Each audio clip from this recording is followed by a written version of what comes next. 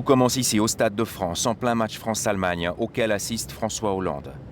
Presque simultanément, dans les 10e et 11e arrondissements, 5 autres attaques à l'arme automatique. Je fêtais mes 18 ans et c'est Yann qui nous a dit, tout d'un coup, il a regardé son téléphone sur une application, il a vu, oh, vous avez vu, il y a eu un attentat à Paris. Je suivais en live ce qui se passait, puis on voyait le bilan, passer 15, 18, 45.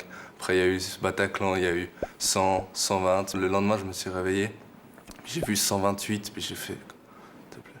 J'ai vu les images à la télé, puis j'avais l'impression que c'était un peu comme dans un film, sauf que c'était réel, du coup c'était un peu dur à croire. Moi je vais à des concerts, moi je vais boire un verre dans des bars, enfin, c'est des trucs auxquels tout le monde peut se rattacher et puis se dire bah, ça aurait pu être moi dans cette terrasse, ça aurait pu être moi au Bataclan.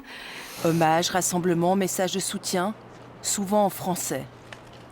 Le français, devenu hier langue universelle pour traduire sa tristesse. J'étais sur Facebook et Twitter, puis il y avait des chansons, des images, des gens qui postaient des photos pour soutenir les familles. Il y avait plein de gens qui mettaient le drapeau de France en profil, et puis ça c'est...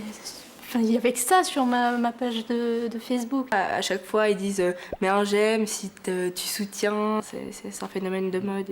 Même si c'est des petits signes, ça peut apporter du soutien et puis que les gens ils voient qu'on est avec eux. Aussi des images qui circulent il y a pas longtemps, il y avait des images du Bataclan avec des morts. Ça sert juste à choquer, ça va pas nous changer notre point de vue ou comme ça. Moi je serais plutôt pour parce que c'est pour montrer la réalité en face. Montrer les photos de cadavres et comme ça, enfin je sais pas, ça rime à rien de montrer des gens... C'est presque de l'intimité. Le Charles de Gaulle a en effet quitté à la mi-journée sa base de Toulon à son bord. 24 avions de chasse qui vont tripler les capacités de frappe françaises sur la Syrie. Répondre à la violence par la violence, déjà ça me plaît pas trop, mais en plus là j'ai l'impression que c'est déclarer une guerre qui est peut-être déjà déclarée mais pas officiellement. On est en train de tomber un peu dans un cercle vicieux. On les bombarde, ils nous attaquent. Ils les rebombardent, ils nous attaquent encore une fois. On entend beaucoup le mot guerre et j'arrive pas à m'imaginer que d'un coup ce sera la 3e guerre mondiale.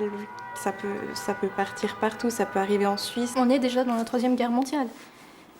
Le bombardement, c'est pas une façon de résoudre les choses. C'est mieux de montrer que on continue à vivre et puis que vous pouvez nous faire ça, mais en fait, oui, on est triste, mais au final, ça nous atteint pas et puis on va pas vous faire la même chose.